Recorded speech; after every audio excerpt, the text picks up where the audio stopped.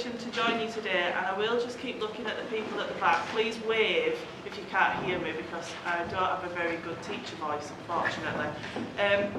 I thought the best way, and apologies if you've heard this scenario before, but I thought the best way to kind of address some of the challenges in the questions of the panel was to look at an example where, as a union, we've had a long-standing recognition agreement with an employer where we've contributed to changes being made, and an example of where we haven't, an employer that's very anti-union.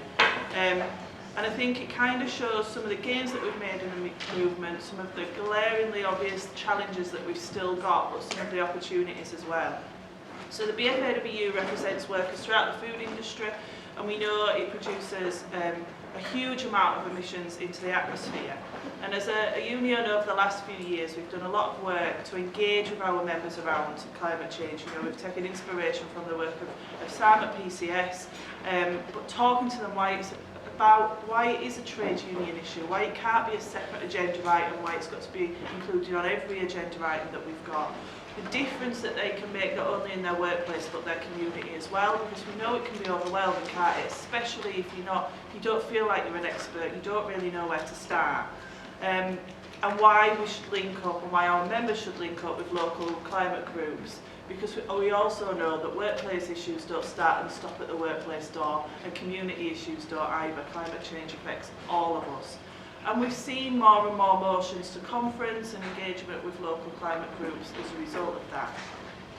There is some really good initiatives being put in place by employees in our industry, sometimes, not always, with our reps' involvement, for example with Premier Foods and some of the work that they've done to recycle and cut carbon footprint down. But the majority of the time, we have to be honest and know that it's driven by targets and customer perception, trying to draw the public to their products so that they can make a profit on the back of it. It's not necessarily done to make the world a better place.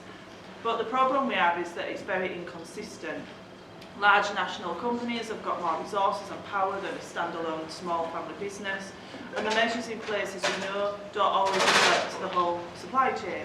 So what may be a fantastic initiative in a company's factory can be diminished in the fact that the ingredient supply's got no procedures in place to reduce their carbon footprint, or they're actually bringing it from the other end of the world because it's cheaper to do that than put proper measures in place throughout the supply chain.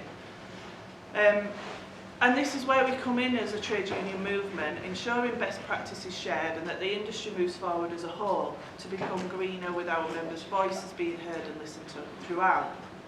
So to look at the two kind of examples and the contrast between them, as we know, McDonald's is an international corporate giant known for selling fast food, but actually makes more revenue from real estate than it does from selling food. They're very anti-trade union, and I think everybody in the room would know that. And it's well reported that they use anti-union busting methods. They descend into communities, usually not always under a franchise agreement, and when they're there, they exploit people. They use zero hours contracts, poverty pay, junk food, they don't use recyclable materials, and even worse than that, they don't pay any tax whilst they're there either. They don't give anything back to the communities that they're in, but they're making billions and billions of pounds off a profit for shareholders. And then we've got Greggs, a national corporate giant. We've had a recognition agreement, and we found this out a few weeks ago, for 46 years with Greggs, which is longer than I've been alive. And we meet regularly at different levels to discuss everything from triggers and spray bottles and what materials should be used for them to take away cups, and how to get the company to net zero, and anything and everything in between. And unlike McDonald's, they do give communities, they do breakfast clubs in deprived areas, environmental grants, you bear that in mind, from the carrier bag charge money, local grants for charities and organisations. They don't use zero hours contracts, and they pay above minimum wage. And whilst they work with us and talk to us and listen to our input when they have ideas to change things, they also listen to our ideas too. So when we approach them to say that we've changed our rule book and we're having green reps now, they just snapped our hands off at the opportunity to look at how they can put that into the company. And whilst we're not quite there at having standalone green reps, they've merged it in with the Health and Safety Committee for the moment, We've worked through training sessions to look at Greg's carbon footprint and how we communicate the best ways to change that. So we've done it in, you know, turning the dishwasher on an hour later, how many sausage rolls that you need to sell, etc., etc. But we've worked on that stuff together, and the difference in the two companies then is quite astounding. I know that I'm probably 2 minutes right. We know that changes in Greg's to get the company to where it needs to be will be done through consultation, because we've got our voice for our members throughout the company, and that any changes to be greener will have a minimal negative effect on our members, because we are there to ensure that happens. McDonald's don't want to talk to us as a union, they don't want our involvement, they tell the outside world they care about everything, but how can they when they're not willing to give their employees a voice? I haven't even got time to talk about what's happened over the last 12 months in there, that's a different subject.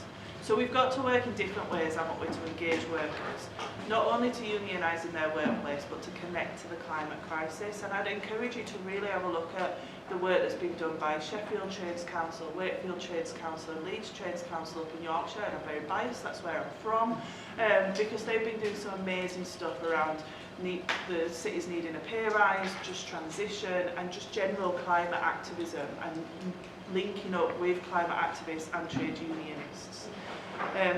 But it starts and revolves around education, doesn't it? Educating our members about the importance of climate change, how it's impacting us all, our everyday lives, even if we can't see it directly in front of us.